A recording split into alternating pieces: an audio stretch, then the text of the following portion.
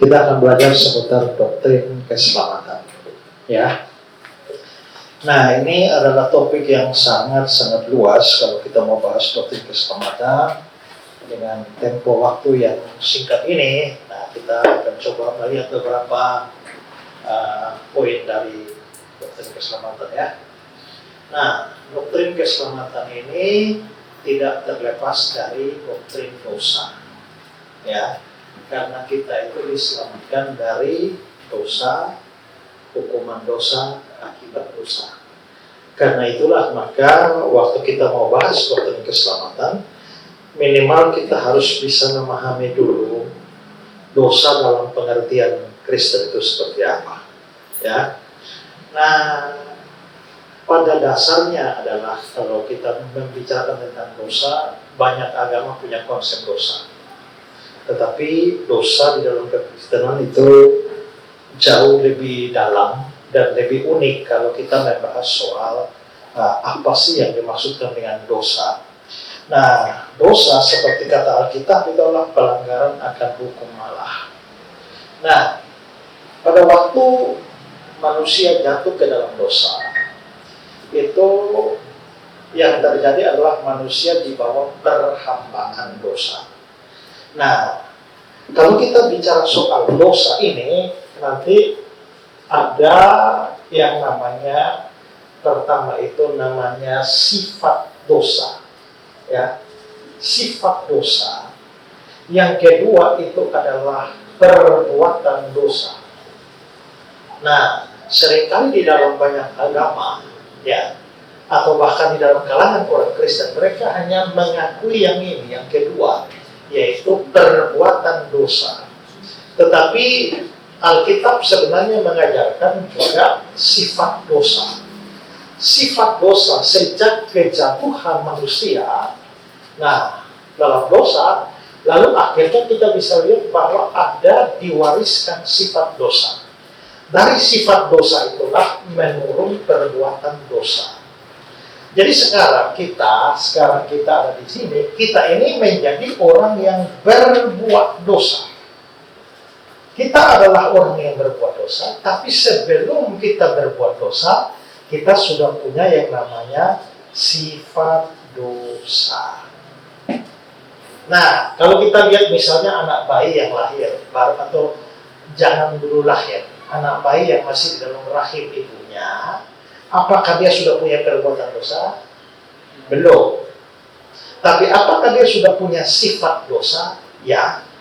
Karena sifat dosa itu sudah melekat pada manusia terlepas dari dia sudah berbuat dosa atau tidak. Makanya anak kecil belum berbuat dosa, tapi statusnya sudah orang berdosa. Nah, karena itu pikirkan, sebenarnya kita itu berdosa, makanya kita disebut orang berdosa, atau karena kita orang berdosa, makanya kita berdosa.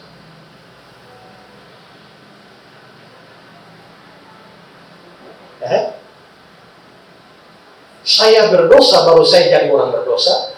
Jadi dosa lebih dulu berbuat, makanya menghasilkan status sebagai orang berdosa. Atau karena saya orang berdosa, makanya akhirnya saya berbuat dosa. Yang mana? Ya? Yang kedua. Kalau Adam dan Hawa, mereka berbuat dosa, baru jadi orang berdosa. Tapi sejak Adam dan Hawa, maka yang terjadi adalah dia mewariskan status ini kepada semua orang. Sehingga akhirnya semua orang menjadi orang berdosa. Karena statusnya sudah orang berdosa, maka dia pasti akan berbuat dosa.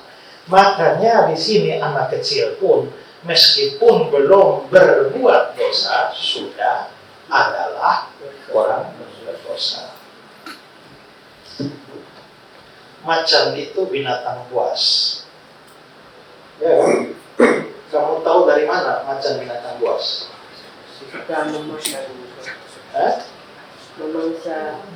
Karena dia memangsa, ya, katakanlah dia memangsa kambing. Karena dia memaksa anak kambing, lalu kita tahu bahwa macan itu binatang buas. Kalau macan tidak menerkam kambing, hanya tidur, dia binatang buas atau tidak? Ya? Kalau begitu buasnya dia tidak tergantung pada dia terkam kambing atau tidak. Ya kan? Karena dia tidur pun itu binatang buas. Nah, waktu dia terkam kambing itu hanya membuktikan bahwa dia memang binatang buas, tapi kebuasannya tidak tergantung pada terkam kambing. Paham ya? Nah, karena itulah pada waktu Adam dan Hawa berbuat dosa, lalu dia mewariskan sifat dosa. Semua orang menjadi orang berdosa seperti Adam. Oke, sekarang kita lihat Roma pasal 5 ayat 18. Sebab itu sama seperti satu pelanggaran ini pelanggaran Adam. Semua orang beroleh penghukuman. Demikianlah pula, ambil pertama saja ya. Sebab sama seperti oleh satu pelanggaran Adam, semua orang beroleh penghukuman. Lalu ayat 19, sama seperti oleh ketidaktaatan satu orang, yaitu Adam, semua orang telah menjadi orang berdosa. Jadi gara-gara Adam, semua orang menjadi orang berdosa. Nah, mengapa kok bisa begitu? Ya karena Adam itu dianggap sebagai perwakilan kita. Sehingga begitu Adamnya berdosa, semua orang jadi berdosa. Ketika Adamnya tidak taat, semua orang jadi tidak taat. Ketika Adam dihukum, semua orang dihukum. Karena dia perwakilan kita. Kita lagi menunggu-nunggu ya. Indonesia ikut Piala Dunia apa tidak? Kemarin waktu lawan Australia kita menang atau kalah? Hah? Kita kalah ya? Ikut main? Ikut main tidak? Kenapa mau mengakui kita? Tidak mereka kalah, tapi kita kalah. Padahal kita tidak bermain kan? Karena 11 orang yang main itu perwakilan kita. Maka 11 orang itu kalah, kita bilang kita kalah. Ya kan? Tapi nanti kalau mereka menang, kita menang. Padahal kita sendiri tidak ikut terlibat. Saudara, saya tidak ikut main. Tapi karena itu perwakilan, makanya ya wakil kita menang, kita semua menang. Wakil kita kalah, kita semua kalah. Nah, Adam ini wakil kita tadi. Maka begitu Adam jatuh, semua orang jatuh. Begitu Adam menang, semua menang. Begitu Adam kalah, kita semua kalah. Nah, Adam berbuat dosa, maka kita semua juga pada akhirnya menjadi orang berdosa. Makanya itu yang menyebabkan semua orang pada akhirnya setelah status sebagai orang berdosa, menyusul dia punya perbuatan dosa. Tadi saya bilang bahwa di dalam kekristenan konsep dosanya menjadi lebih dalam. Karena apa? Karena menurut agama lain itu dosa itu hanya setumpuk perbuatan jahat.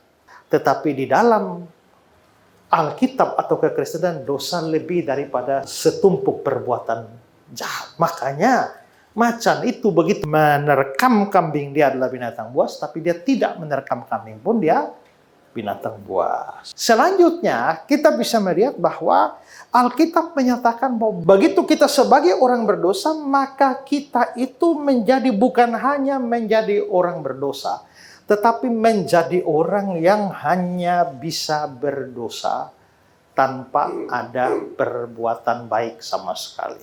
Kalau misalnya agama lain, begitu lahir putih bersih kan, dia menipu, hitam 1. Dia maki orang, hitam 2. Dia berzina, ya dia iri hati, gosip, fitnah. Nah, maka nanti bisa jadi hitamnya banyak. Tapi pada dasarnya masih putih lumayan ya.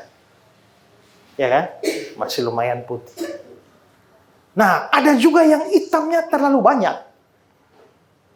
Putihnya sih sedikit. Tapi itu beda dengan Kristen. Kristen mempercayai bahwa begitu seorang lahir, ini sudah hitam semua nih. Dan tidak ada kemungkinan satupun putih. Satu titik putih pun tidak ada. Ya. Oke, kita survei beberapa ayat. Roma pasal 3, ayat yang ke-10 dan 12. Seperti ada tertulis, tidak ada yang benar seorang pun tidak. Lalu ayat 12, semua orang telah menyeleweng, mereka semua tidak berguna, tidak ada yang berbuat baik, seorang pun tidak. Tidak ada yang berbuat baik, satu orang pun tidak.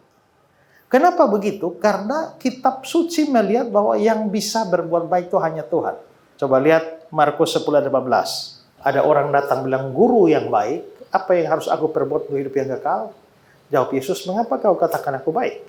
Tak seorang pun yang baik selain daripada Allah saja. Tak seorang pun yang baik selain daripada Allah saja. Jadi dalam pengertian ini hanya Allah yang baik, sementara manusia tidak ada yang berbuat baik.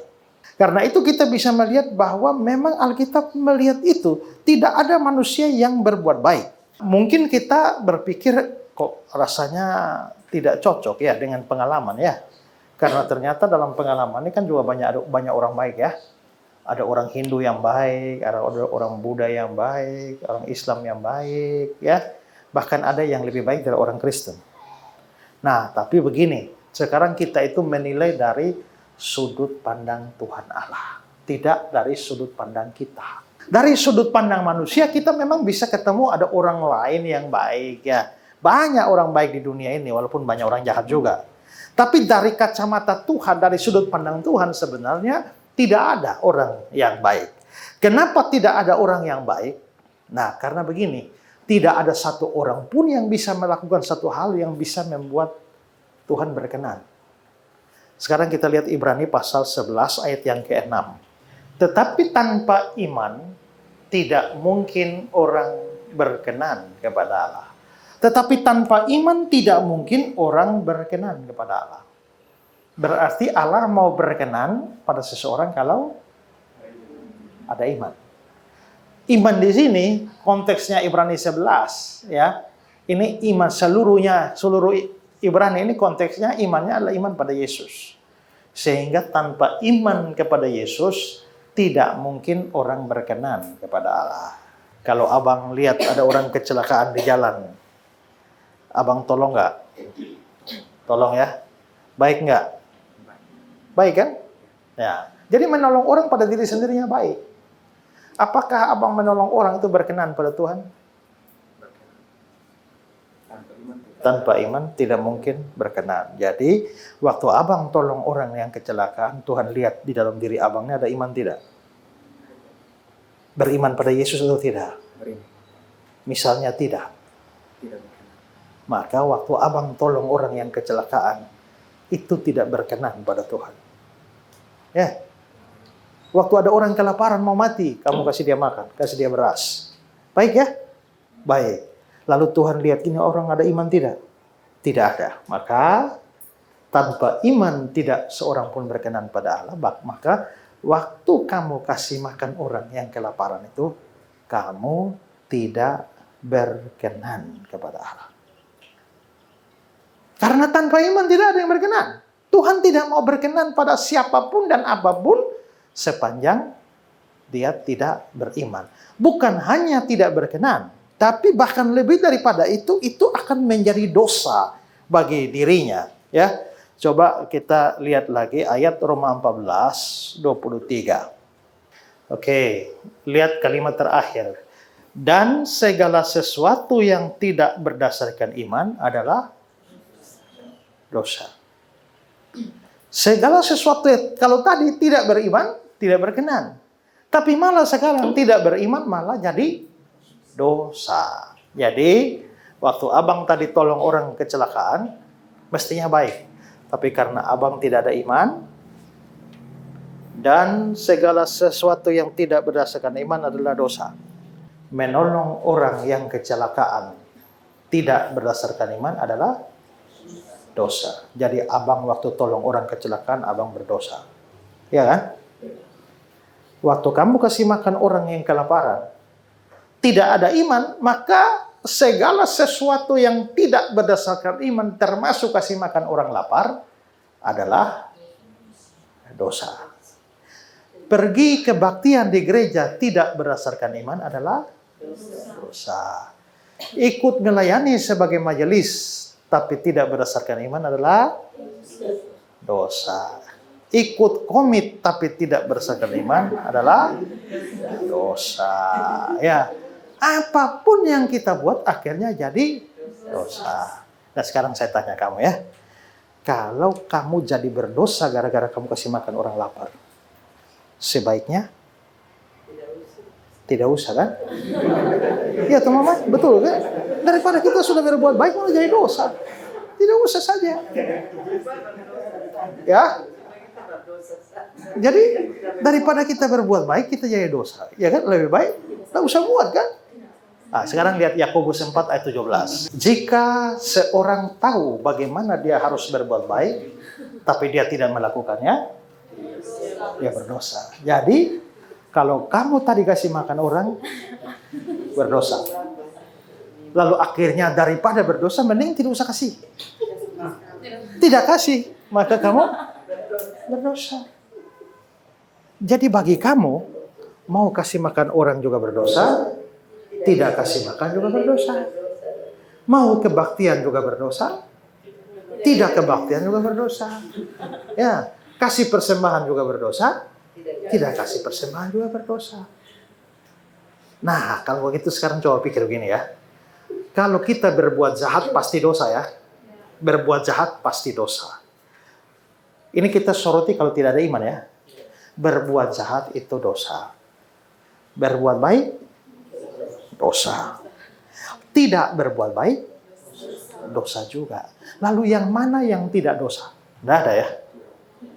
Sekarang ya, kalau ibu pikir, daripada hari ini keluar lihat-lihat orang lalu pikiran jadi kotor, ya ketemu orang bisa maki-maki, marah orang berdosa. Mending saya di rumah saja tidur saja sepanjang hari kan. Tapi gara-gara ibu tidur sepanjang hari ada banyak perbuatan baik yang mestinya ibu lakukan. Ibu tidak lakukan. Maka waktu tidur ibu berdosa. Nah kalau begitu buat jahat dosa, buat baik dosa, tidak buat baik dosa. Lalu apa di dalam hidup kita yang bukan dosa? Tidak ada. Kalau begitu nih kita nih hitam legam dan tidak ada satu titik putih pun di dalam hidup kita ini. Ya, maka dosa kita berapa persen? 100%. Perbuatan baik kita 0%. Nah, kalau perbuatan baiknya 0%, bagaimana kamu bisa selamat dengan berbuat baik? Ngerti ya? Dari sini saja otomatis kamu sudah tidak bisa ada modal satu pun untuk berbuat baik itu tidak ada. Ya kan?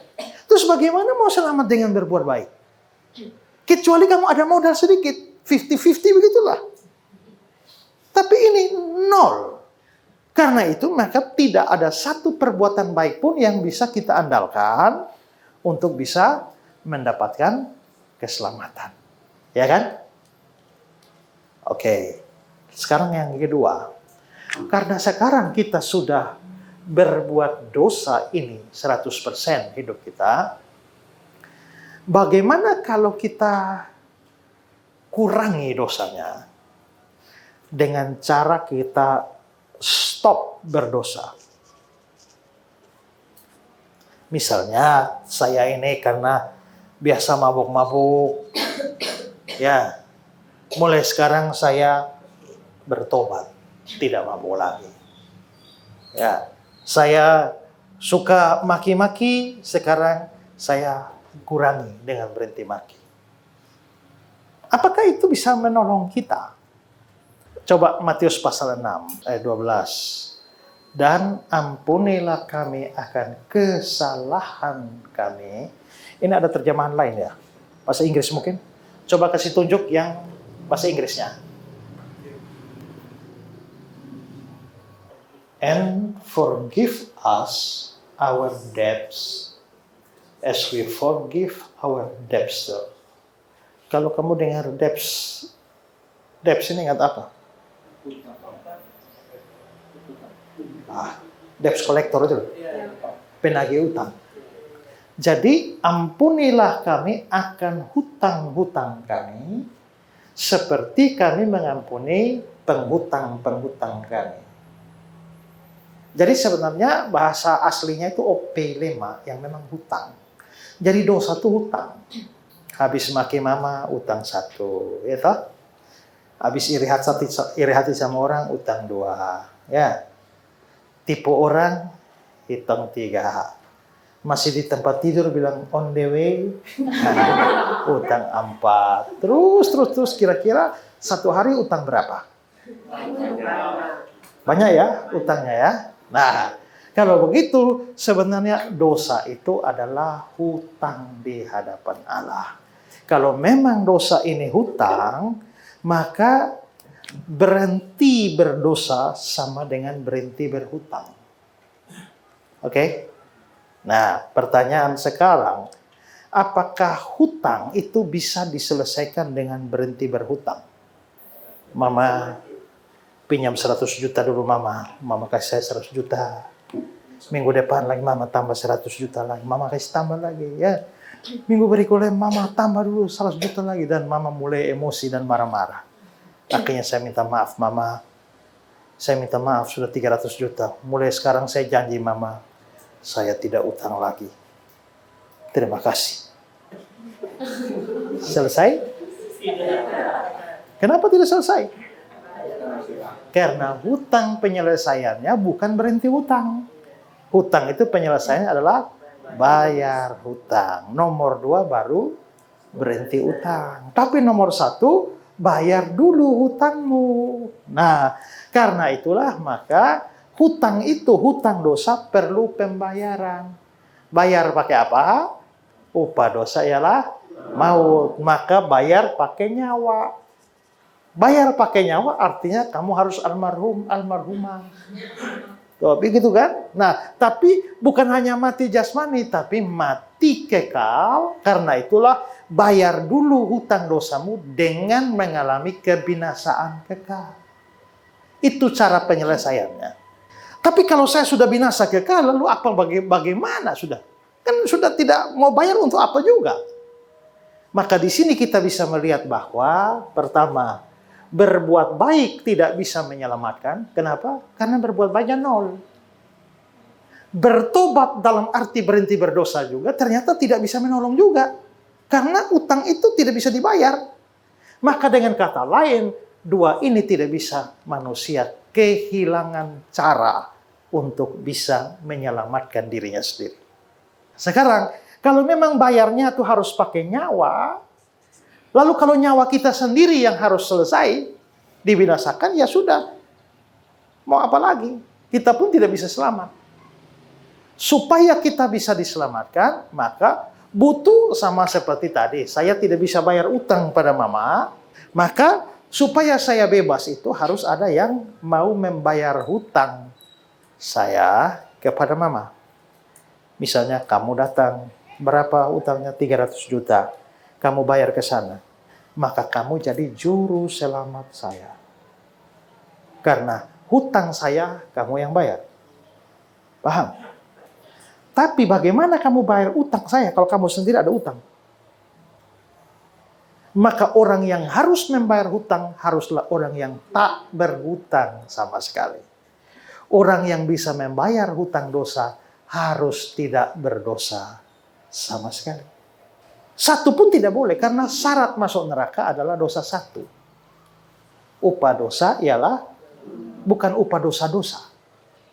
Upah dosa artinya 1 dosa saja itu sudah harus masuk neraka. Karena itu kalau juru selamatnya sampai punya dosa 1, juru selamatnya juga butuh diselamatkan. Karena itulah, maka di sini kita bisa melihat bahwa supaya kita bisa lolos ini, maka harus ada yang membayar. Membayar pakai apa? Membayar pakai nyawa. Kalau membayar pakai nyawa itu alias mati. Maut. Maka siapa yang mau jadi juru selamat, dia harus mati. Tapi supaya menjadi juru selamat, pertama, dia harus seorang manusia. Karena yang berbuat dosa adalah manusia. Yang kedua, dia harus tidak berdosa sama sekali. Harus penuhi 2 syarat ini. Syarat pertama, manusia. Cari manusia di dunia kan banyak ya. Tapi adakah manusia yang tidak berdosa? Tidak ada. Kalau begitu, juru selamat tidak bisa datang dari dunia manusia. Ya, kalau begitu, jangan cari di sini. Karena ada manusia tapi berdosa semua. Cari di atas. Kalau di atas ada Tuhan Allah yang tidak berdosa. Masalahnya Tuhan Allah bukan manusia. Juru selamat ini perlu manusia. Kenapa? Karena kan dia harus mati. Kalau dia hanya Allah di surga, siapa bisa bunuh Allah? Kan tidak bisa. Supaya dia bisa mati, maka bagaimana kalau yang tidak berdosa ini menjadi manusia? Makanya itulah Natal. Natal itulah momen penyediaan juru selamat bagi dunia ini. Makanya kenapa kita merayakan Natal penting? Kenapa? Karena juru selamat satu-satunya itu sedang disediakan. Dan dia memenuhi persyaratan karena dia manusia dan dia tidak berdosa. Nah, berarti juru selamatnya sudah ada, tapi tindakan penyelamatannya belum. Tindakan penyelamatannya adalah dengan bayar utang. Bayar utang pakai apa? Pakai nyawa. Makanya anak manusia datang untuk memberikan nyawanya. Ya, karena itulah maka waktu di atas kayu salib itulah momen pembayaran utang dosa. Coba lihat Kolose pasal 2 ayat 14. Dengan menghapuskan surat hutang. Dulu kan orang kalau berutang itu ada suratnya. Kalau utangnya sudah lunas maka surat hutang dihapus. Dengan menghapuskan surat hutang yang oleh ketentuan hukum mendakwa dan mengancam kita, dan itu ditiadakannya dengan memakukannya pada kayu salib. Maka sebenarnya di atas kayu salib itulah hutang dosa kita dibayar. Waktu dia bayar berapa banyak utangnya? Kalau saya utang 300 juta tadi sama mama, lalu datang juru selamat bilang bayar, Pak Isra sudah selesai 200 juta. Masih ada 100. Berarti saya belum aman. Karena masih utang belum tuntas. Tapi pada waktu Yesus di atas kayu salib, dia bilang, sudah selesai. Sudah lunas. Sudah genap. Tetelestai. Karena sudah genap itu artinya bahwa dosa masing-masing kita itu sebenarnya sudah dia bayar sampai sen yang terakhir. Karena itulah maka di sini siapakah Yesus? Yesus ini adalah Allah yang menjelma menjadi manusia. Kalau begitu tadi kita lihat nomor 1 dan nomor 2, karena tidak ada perbuatan baik, maka kita tidak bisa selamat dengan berbuat baik. Bertobat juga ternyata tidak bisa menyelamatkan kita, maka keselamatan kita hanya datang dari pihak Allah saja, yaitu Allah yang berinisiatif datang ke dalam dunia, bayar hutang dosa itu. Dan supaya kita diselamatkan, supaya setiap orang yang percaya kepadanya beroleh hidup yang kekal. Tidak ada supaya semua orang yang percaya kepadanya ditambah ini, ditambah itu. Tidak ada, hanya percaya. Kalau begitu, disinilah kita menemukan prinsip keselamatan kita hanya dari pihak Allah, sola gratia, dan diterimanya hanya dengan iman, sola fide. Itulah konsep sola gratia dan sola fide. Paham ya? Kalau tidak paham sebentar baru bertanya. Sekarang saya mau melanjutkan begini. Pada waktu kita sudah percaya kepada Yesus, hutang kita sudah dibayar ya. Karena ya, saya pakai ilustrasi tadi, saya utang 300 juta. Kamu sudah jadi juru selamat bagi saya, bayar 300 juta. Lunas ya. Bagaimana kalau saya bikin utang baru besok? Kristus memang sudah bayar lunas hutang dosa kita. Tapi bagaimana dengan dosa-dosa kita setelah atau selanjutnya? Lahir tahun berapa? 2004. Sudah pernah percaya Yesus sungguh-sungguh? Tahun berapa? Sekitaran 2020 atau 2020. Terima Yesus ya. Rencana mati tahun. Contoh saja 2050. Kamu ini dari sini, kamu ini banyak sekali dosa. Lalu kamu percaya di Yesus di sini. Maka Yesus bayar lunas dosamu. Tapi ternyata hidupmu dari 2020 sampai 2050 masih ada dosa. Masih ya? Berarti utang baru nih. Masih banyak di sini. Nah, saudara, kita mesti berpikir di sini pada waktu Yesus menebus kamu karena kamu percaya. Dia membayar hutang dosa yang mana? Apakah dari sini sampai sini atau dari sini sampai sini? Oke, 1 Yohanes 1 ayat 7. 1 Yohanes 1 ayat 7, darah Yesus anaknya itu menyucikan kita daripada segala dosa. Terus ayat 9-nya, jika kita mengaku dosa kita, dia setia dan adil, dia mengampuni segala. Menyucikan kita dari segala kejahatan. Segala itu apa? Semua. Berarti waktu kamu percaya Yesus 2020, dia membayar utangmu dari sini sampai sini. Termasuk dosa di depan. Tahu dari mana dosa di depan juga dibayar? 1 Yohanes pasal 2, ayat 1. 1 Yohanes 2. Oke, lihat ya. Anak-anakku, hal ini kutuliskan kepada kamu supaya kamu jangan berdosa. Namun, jika seorang berbuat dosa, kata jika seorang berbuat dosa, artinya dosa itu sudah jadi atau belum? Belum, baru jika. Berarti ini dosa bukan menunjuk pada dosa yang sudah lewat, dosa yang akan datang.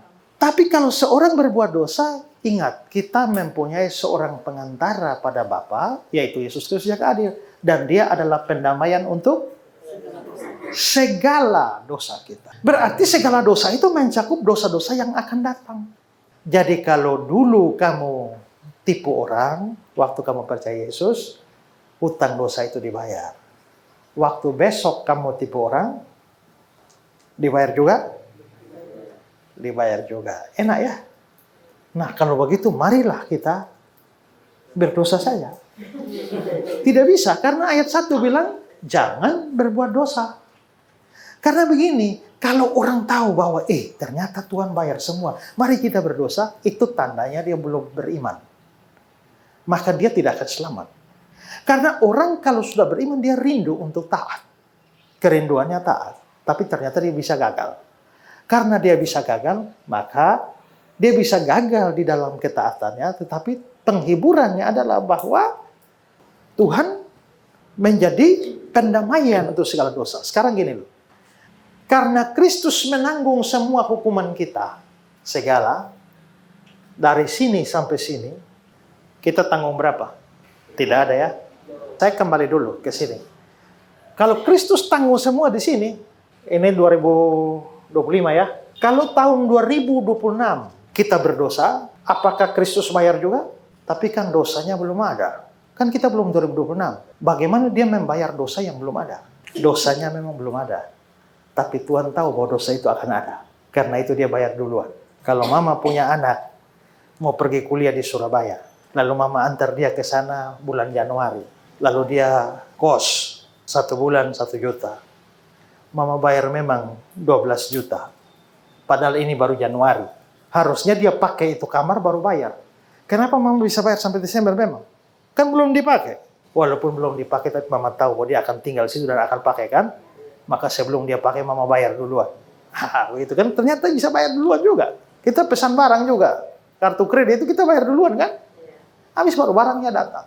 Artinya pembayaran di depan itu juga lumrah di dalam hidup kita. Nah, Kristus karena tahu bahwa waktu kamu lahir di sini, mati di sini, berapa banyak dosamu, dia sudah bayar 1 kaligus. Nah, kalau dia sudah bayar 1 kaligus, termasuk sampai dosa terakhir sebelum kamu turun ke lubang kubur. Kalau dia sampai bayar semua dosa kamu sampai dosa terakhir sebelum masuk lubang kubur, kira-kira ada kemungkinan kamu masuk neraka tidak? Karena apalagi yang kamu harus tanggung sendiri. Coba Roma 8 ayat 1. Demikian sekarang tidak ada penghukuman bagi mereka yang ada dalam Kristus. Tidak ada kan? Tidak ada penghukuman. Mengapa tidak ada penghukuman? Ya karena penghukuman semua kan sudah ditanggung oleh Kristus. Kalau sampai ada hukuman yang kamu tanggung sendiri, artinya Kristus tidak tanggung semua. Kalau ada satu saja dosa yang kamu tanggung sendiri, berarti Kristus hanya tanggung 99. Seandainya kalau dosanya 100. Tapi kalau Kristus menanggung semua, maka orang yang ada dalam Kristus tidak mungkin dihukum lagi. Dia pasti diselamatkan. Bagaimana kalau kita berdosa? Tidak ada hukuman? Tidak. Yang ada adalah hajaran. Yang ada adalah pukulan. Sama seperti seorang bapak, kalau dia adopsi anak dari pasar impres sampai di rumah, dia sudah jadikan anak. Waktu anaknya nakal, dia tetap pukul anaknya, tapi dia tetap tidak pecat anaknya dari status sebagai anak. Sekali kita anak Allah, itu statusnya tetap. Tidak bisa berhenti jadi anak Allah. Tapi kalau kita bersalah, hajaran tetap diberikan. Sekarang coba lihat Roma pasal 5, mulai ayat 1. Dulu kondisinya, lalu tindakan Allah. Sekarang lihat ya, ayat yang ke-6. Karena pada waktu kita masih lemah, Kristus telah mati untuk kita orang-orang durhaka pada waktu yang ditentukan oleh Allah. Dulu kita ini lemah, kita orang durhaka, ayat 6 tuh ya. Karena waktu kita masih lemah, kita orang durhaka, terus sebab tidak mudah seorang memati untuk benar, tapi mungkin untuk orang memberi. Tapi Allah mengaruniakan kepada kita, karena Kristus telah mati ketika kita masih berdosa. Kita ini berdosa. Kita durhaka, kita lemah, kita berdosa. Durhaka di sini ini artinya miskin penghormatan pada Allah. Dosa ini menyimpang. Kita lemah, ini artinya kita tidak ada sesuatu kekuatan apapun yang menyebabkan kita bisa selamat.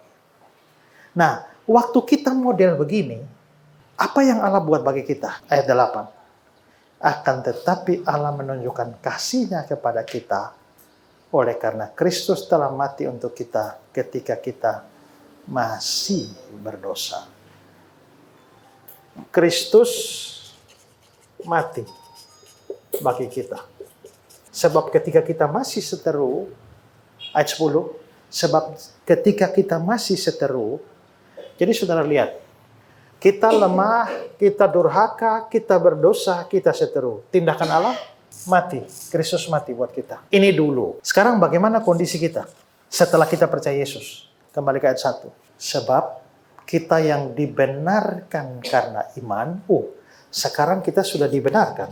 Kita sudah beriman. Kita hidup dalam damai sejahtera. Sekarang sudah damai sejahtera. Tadinya kita ini durhaka, ya, berdosa. Sekarang sudah damai. Kira-kira antara ini dengan ini, mana lebih baik kondisinya? Yang bawah lebih baik. Sekarang saudara pikirkan ini. Kalau yang ini saja yang begitu buruk, ternyata Kristus mau menyelamatkan. Yang sekarang, walaupun masih buruk, tapi sudah agak lebih baik. Masa Kristus membuang kita? Kalau mau buang kita, buanglah pada saat sini. Karena ini jauh lebih buruk. Tapi pada saat begitu buruk, ternyata Kristus mau mati. Yang ini walaupun masih buruk, tapi sudah lumayan. Karena ada perbuatan baik. Makanya di ayat yang ke-10 tadi itu ya. Sebab jikalau kita ketika masih seteru diperdamaikan oleh Allah, oleh kematian anaknya, lebih-lebih kita yang sekarang. Apa artinya kata lebih-lebih? Apalagi. Yang ini saja yang begini buruk saja kita ternyata diperdamaikan. Apalagi kita sekarang. Karena itu maka dibilang kita pasti akan diselamatkan oleh hidupnya. Pasti. Kalau begitu, soteriologi Kristen itu adalah bukan mungkin selamat, semoga selamat, tapi pasti selamat.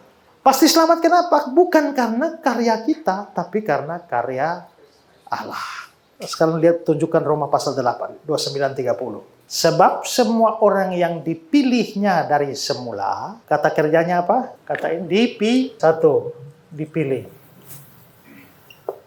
Selanjutnya, 2, ditentukan. Selanjutnya, dan mereka ayat 30, dan mereka yang ditentukan, mereka juga dipanggil. Dipanggil. Mereka yang dipanggil, dibenarkan. Terus mereka yang dibenarkan? Dimuliakan. Ini ada 5 step. 5 step inilah yang dikenal sebagai ordo salutis. The order of salvation. Langkah-langkah keselamatan. Jadi sebenarnya langkah keselamatan itu dimulai dari dipilih, ditentukan, dipanggil, dibenarkan, dan dimuliakan. Saudara, dibenarkan ini karena dia beriman. Dimuliakannya artinya masuk surga. Nah, jadi begini, paket yang Allah lakukan. Nama siapa, Dek?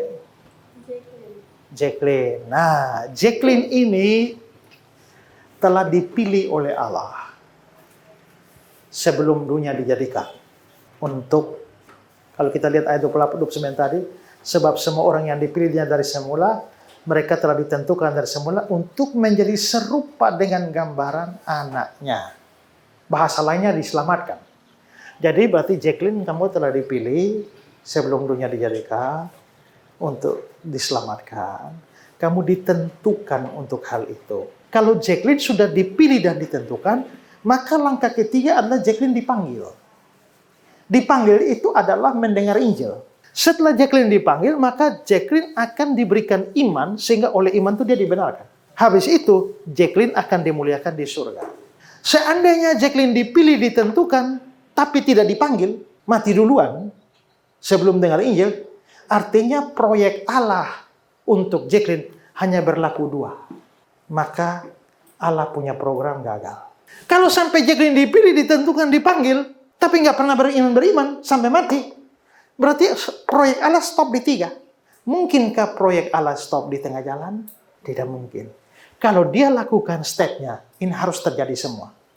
Coba Filipi pasal 1, ayat yang ke-6, mulai ayat 5. Aku mengucap syukur kepada Allahku, kata Paulus kepada, tuliskan pada jemaat Filipi. Aku mengucap syukur kepada Allahku karena persekutuanmu dalam berita Injil mulai dari hari pertama sampai sekarang ini. Akan hal ini aku yakin sepenuhnya dia yang memulai pekerjaan baik di antara kamu akan meneruskan sampai pada akhirnya. Berarti kalau Tuhan memulai dari nomor 1, dia harus selesaikan sampai nomor 5. Kalau kamu dipilih, ditentukan, dipanggil, dibenarkan, tiba-tiba sampai di sini hilang, masuk neraka, tidak sampai dimuliakan. Loh, Allah kok kerjanya tidak selesai ya? Hanya sampai 4 ya? Tidak bisa.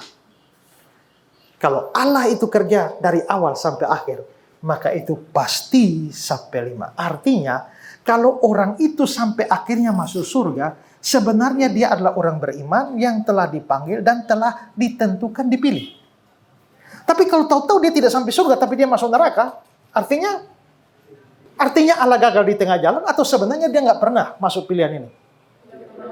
Dia nggak pernah masuk program ini, bukan karena Allah gagal di tengah jalan. Nah, itulah the order of salvation.